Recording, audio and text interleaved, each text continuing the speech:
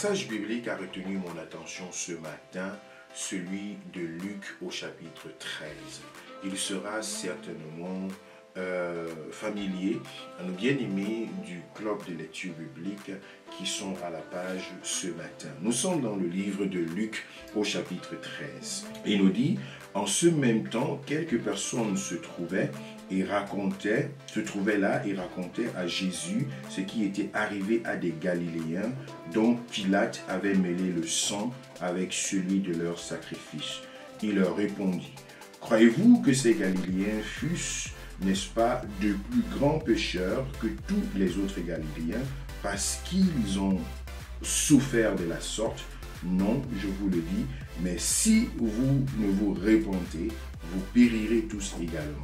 Ou bien ces 18 personnes, sur qui est tombée la tour de Siloé et qu'elle a tué, croyez-vous qu'elles fussent plus coupables que tous les autres habitants de Jérusalem? Non, je vous le dis, mais si vous ne vous repentez, vous périrez tous également. Il dit aussi cette parabole.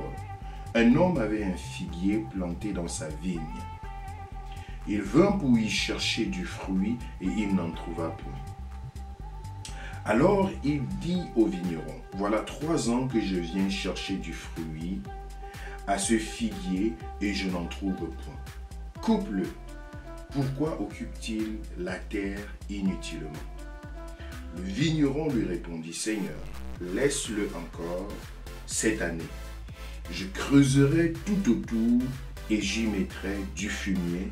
Peut-être à l'avenir donnera-t-il du fruit, sinon tu le couperas. » Dans les versets premiers, nous voyons une sorte de corrélation entre le péché et les conséquences du péché. Entre le péché et les dévastations et parfois qu'on peut appeler des accidents ou encore des choses naturelles, des catastrophes qui peuvent se produire autour de nous. Jésus montre ici une corrélation directe entre ceux qui s'éloignent de lui et les conséquences qui les suivent. C'est très important, bien-aimé, de pouvoir comprendre que l'âme qui pêche, c'est elle qui mourra. C'est un message qui n'est pas agréable à entendre, mais c'est la parole de Dieu. Car ton péché te retrouvera, et il dit encore, le péché se couche à ta porte. Si tu agis bien, n'est-ce pas, tu relèveras ta tête. C'est la phrase qui a été donnée à Caïn, lorsque Dieu a constaté que dans le cœur de Caïn montaient des choses pas normales, de la colère et d'autres choses qui devaient le pousser au meurtre envers son frère Abel. Dieu pouvait le mettre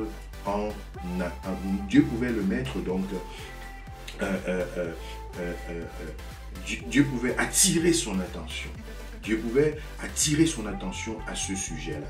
Le Seigneur nous aime, il nous connaît et il nous aime.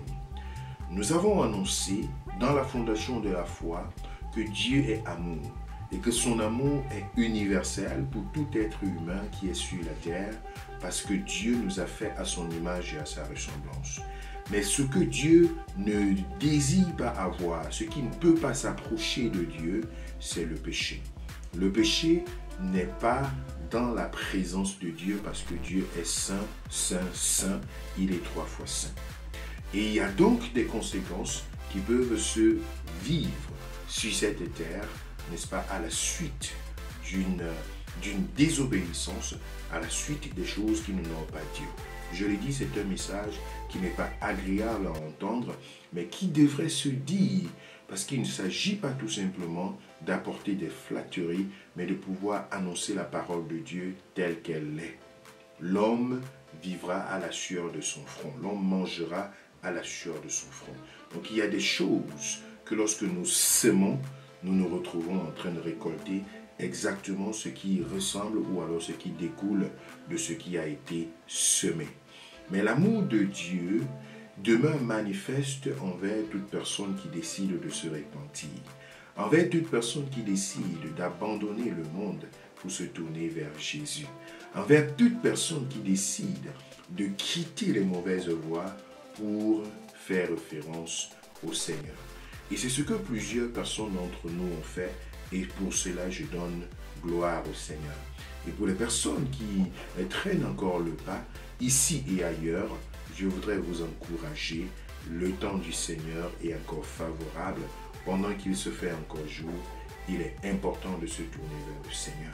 De ne pas attendre qu'il y ait des moyens forts qui font parfois mal à la chair, mal à l'âme, pour qu'on finisse par se tourner vers le Seigneur. Vous savez, parfois, Dieu peut châtier par amour. Je dis bien, c'est un message qui n'est pas agréable, mais ce sont des vérités bibliques. Dieu peut châtier par amour. Par amour pour toi, tu peux te retrouver dans des circonstances où tu es sous le châtiment de Dieu, parce qu'il a frappé à la porte de ton cœur, parce qu'il y a des choses qui ont été déjà investies suffisamment dans ta vie et que tu te décides de marcher dans une certaine incrédulité et que par ce moyen, tu fais obscursion, n'est-ce pas, à la manifestation de la volonté de Dieu dans ta vie, dans ton entourage et autour de toi. Nous avons des témoignages de ce genre, des personnes qui se sont retrouvées, n'est-ce pas, à Ninive, alors qu'elles avaient décidé d'aller à Tarsis contre la volonté de Dieu. Il a fallu qu'elles puissent perdre 3 jours et 3 nuits de leur vie dans un environnement qui ne leur était pas propice, qui n'avait pas été réservé pour eux. Il n'est pas question pour toi de devoir perdre 3 jours et 3 nuits de ta vie avant de te retrouver là où Dieu te veut, mais plutôt de te soumettre volontairement à sa volonté, à son orientation et à te tourner vers lui. Car la patience de Dieu, elle demeure dans ta vie et ses bontés continue à se renouveler, sa fidélité s'étend jusqu'aux nues. Il est donc important de pouvoir répondre à l'appel du Seigneur aussi longtemps qu'il se fait jour. Que Dieu bénisse ton cœur, que Dieu bénisse ta pensée et que ce que le Saint-Esprit est en train de déposer en toi en ce moment puisse produire des fruits dignes de la repentance, afin que ta vie ne puisse pas ressembler à ce que Satan, à ce que l'ennemi a dessiné dans sa planification à lui, mais plutôt que tu entres dans la volonté parfaite de Dieu pour ta vie, parce qu'il est celui-là qui a ta vie entre ses saintes mains. Au nom de Jésus de Nazareth. Jésus ayant donc donné cette première partie de cette parabole, du verset 1 au verset 5, pour présenter donc, comme je l'ai dit, cette corrélation entre le péché et ses conséquences, parfois dramatiques et parfois même collectives. Jésus va directement à partir du verset 6 de Luc au chapitre 13 pour nous présenter une image assez claire qui nous implique de 2 façons. Je relis ce passage. Luc chapitre 13 à partir du verset 6. Il dit aussi cette parabole. Un homme avait un figuier planté dans sa vigne. Il vint pour y chercher du fruit et il n'en trouva point. Alors il dit au vigneron, voilà 3 ans que je viens chercher du fruit à ce figuier et je n'en trouve point. Coupe-le. Pourquoi occupe-t-il la terre inutilement? Le vigneron lui répondit, Seigneur, laisse-le encore cette année, je creuserai tout autour et j'y mettrai du fumier, peut-être à l'avenir donnera-t-il du fruit, sinon tu le couperas. Le maître arrive et il rencontre le vigneron. Il va avec le vigneron auprès de la vigne qui est censée produire du fruit, n'est-ce pas, selon le maître. Et le maître étant arrivé devant la vigne, il dit au vigneron, ce n'est pas possible. Pourquoi cette vigne n'a pas produit de fruits? Alors il est important de pouvoir s'en débarrasser. Le vigneron s'interpose et se dit, non, maître, s'il te plaît, donnons-lui encore 1 an. On lui a déjà donné 3 ans et cela n'a pas produit quelque chose. Donnons-lui encore 1 an et alors je ferai ce qui est nécessaire et après ces 1 an, on verra ce qu'il adviendra. Dans cette illustration, je n'ai pas tourné mon regard uniquement vers la vigne, mais aussi vers le vigneron. C'est pourquoi je disais, c'est une parabole qui va nous parler dans 2 sens bien distincts. Déjà, dans le sens du vigneron lui-même. Lorsque le maître est venu et qu'il va vers la vigne, et qu'il parle au vigneron pour lui présenter l'absence des résultats de la vigne sur laquelle le vigneron a la responsabilité, c'est une façon aussi pour le Seigneur, pour le Maître, de poser la question au vigneron, est-ce de ta responsabilité que 3 ans après, cette vigne n'a pas toujours produit du fruit? C'est une question et c'est un angle, n'est-ce pas, très très important, parce que lorsque nous lisons ce passage biblique, nous nous concentrons très rapidement sur la vigne qui, après 3 ans, n'a pas produit de fruits et qui devrait être coupée, qui devrait être jetée. Mais le maître ici va avec le vigneron auprès de la vigne. Et il lui dit, ça fait 3 ans que cette vigne est ici et elle est censée produire du fruit. Elle ne l'a pas fait, alors il faut s'en débarrasser. Le vigneron se sent donc interpellé dans sa responsabilité. Le vigneron se sent donc interpellé dans son devoir, dans sa part, dans, n'est-ce pas, ce qu'il devait jouer comme sa part des partitions à jouer dans la vie de cette vigne. Et c'est pourquoi dans la réponse de ce vigneron, il dit, Seigneur, accordons encore 1 an. Et il dit quelque chose de très important. Verset 8, le vigneron lui répondit, Seigneur, laisse-le encore cette année. Je creuserai. Je creuserai tout autour. Donc c'est le vigneron qui prend maintenant la décision de faire quelque chose. Je creuserai tout autour.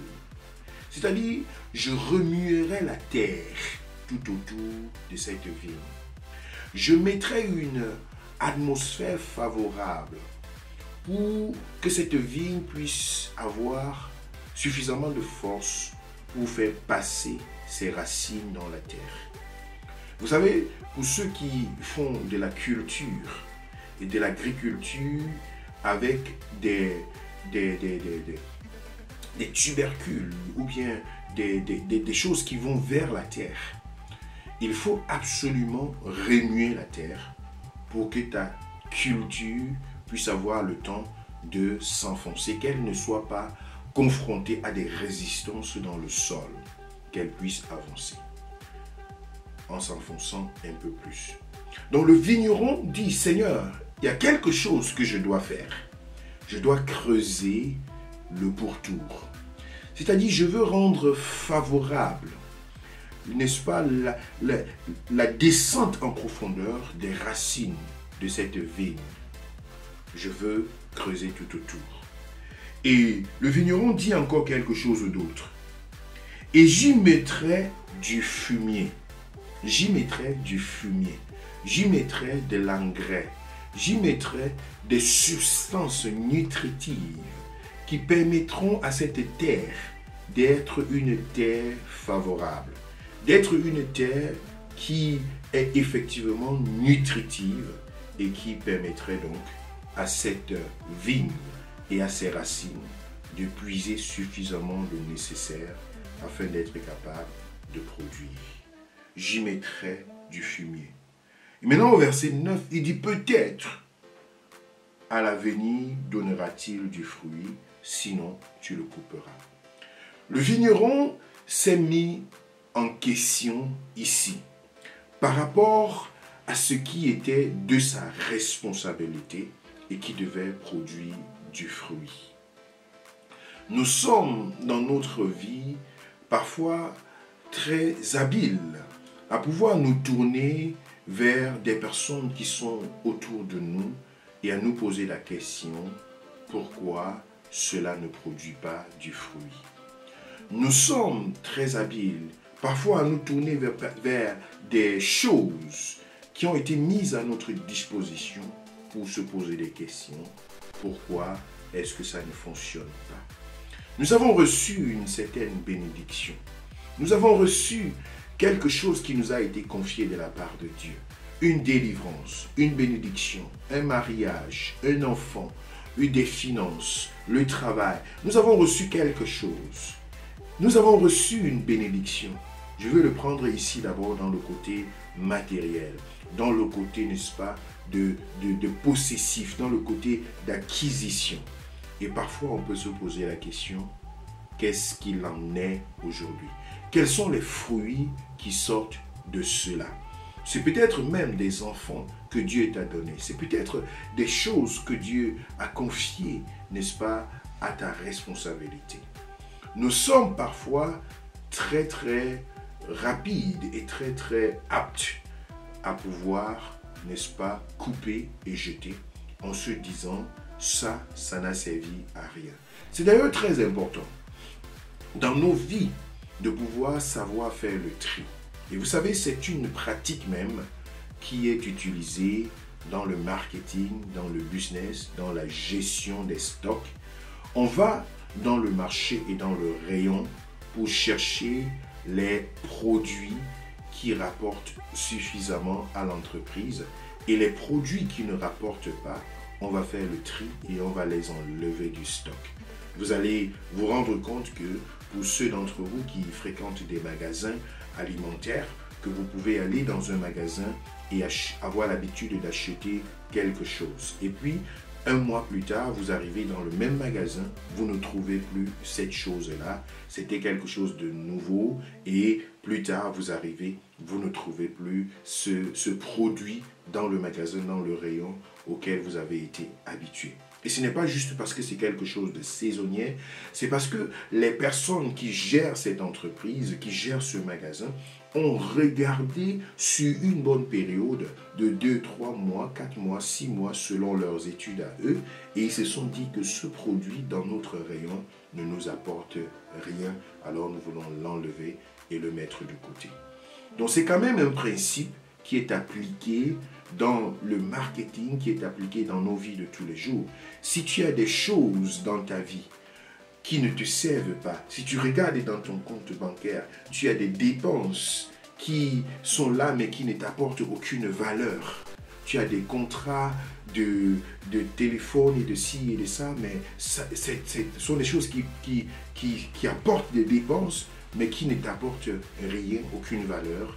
Alors, il est sage très souvent de s'asseoir et de dire, je veux couper ceci, je veux mettre ça hors. Donc, c'est quand même quelque chose de pratique que le Seigneur est venu pour dire à ce vigneron, voilà, il y a une vigne ici, mais qui ne produit rien. Alors, cet espace-là peut servir à autre chose. Il faut donc couper ça et jeter. C'est très facile de le faire et nous sommes prompts à le faire pour passer à autre chose. Mais ici, le Seigneur nous interpelle beaucoup plus sur notre responsabilité en tant que vigneron. As-tu investi tout ce qui est de ton ressort pour t'attendre à ce que cela puisse produire du fruit? As-tu investi tout ce qui est de ton ressort pour t'attendre à ce que ta vie spirituelle puisse produire de bons fruits? As-tu investi tout ce qui est nécessaire pour, n'est-ce pas, te rassurer que tu as la paix autour de toi, que tu as la tranquillité autour de toi? As-tu fait ta part?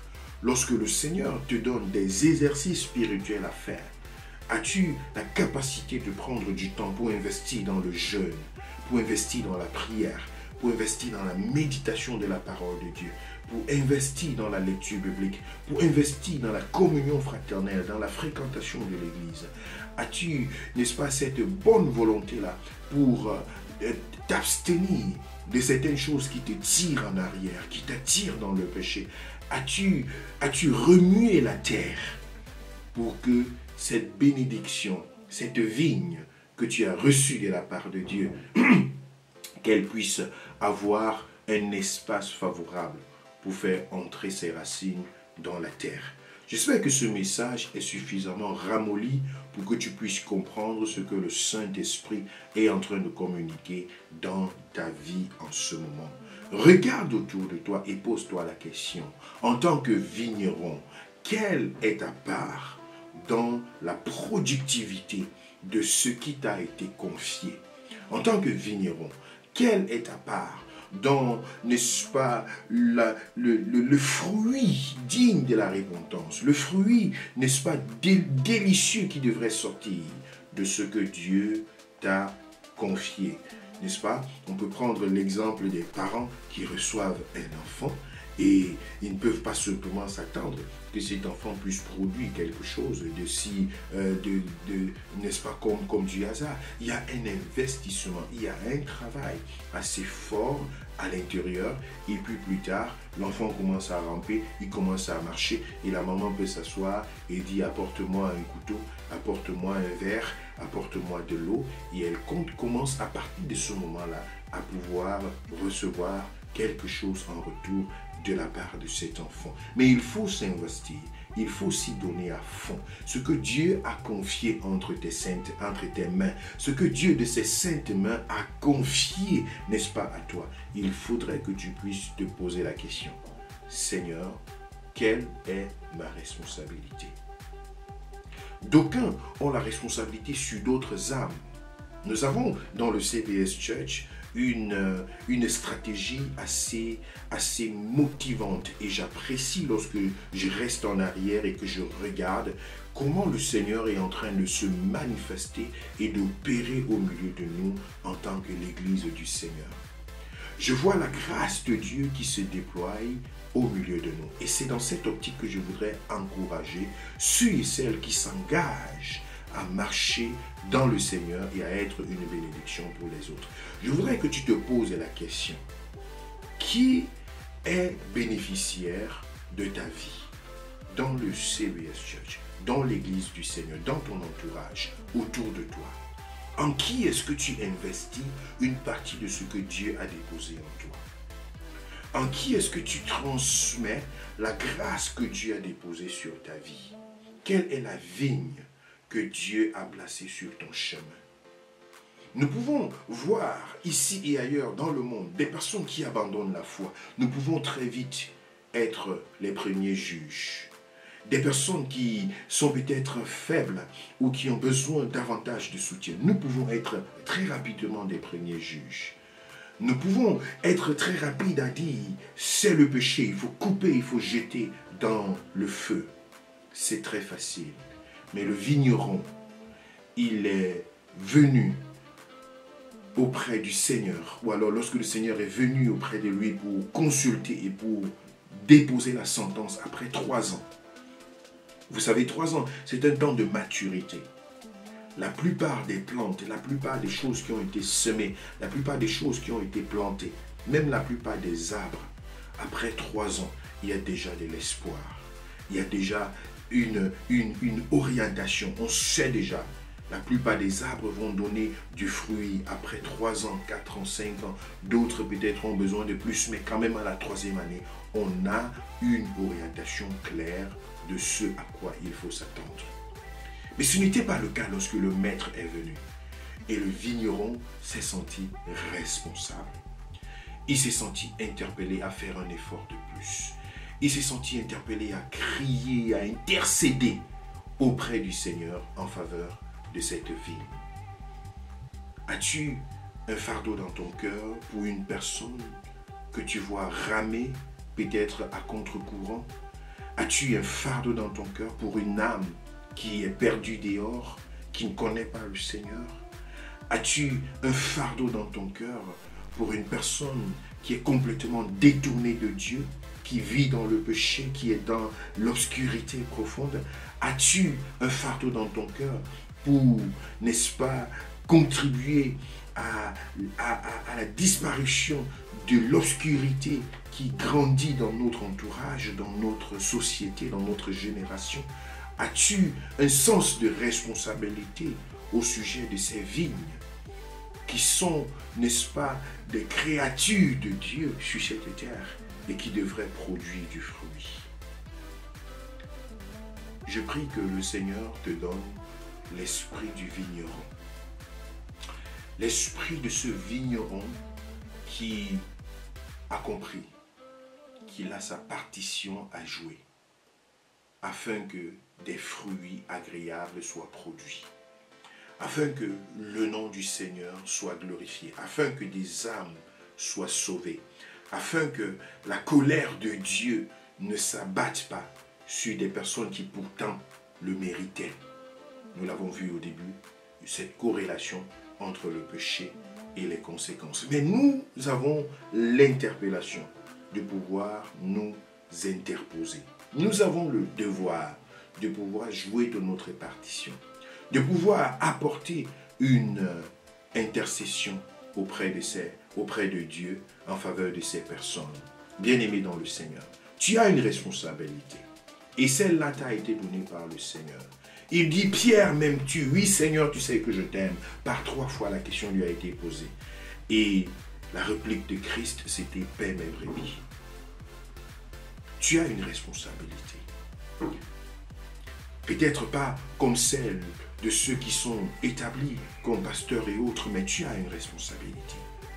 Et si tu joues ton rôle, tu verras que des fruits dignes de la repentance se manifesteront autour de toi. Je m'en vais me résumer dans ce message que le Seigneur nous a donné aujourd'hui.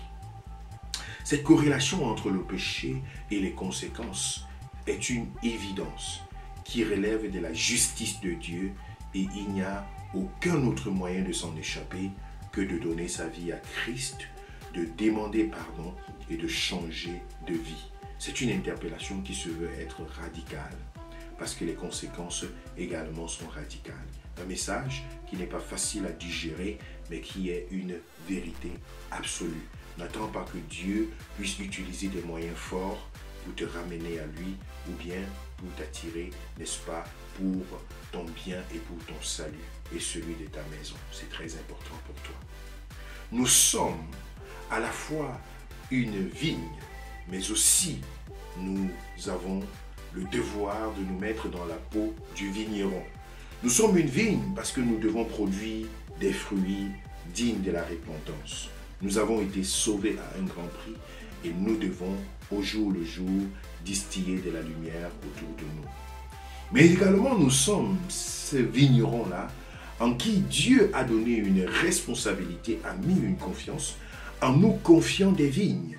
Des vignes qui peuvent être des âmes pour lesquelles nous devons veiller, sur lesquelles nous devons veiller, mais aussi des vignes qui peuvent être des bénédictions que nous avons reçues de la part de Dieu et que nous devons entretenir afin que la parole de Dieu qui dit la bénédiction de Dieu n'est accompagnée d'aucun chagrin, que cette parole s'accomplisse dans nos vies.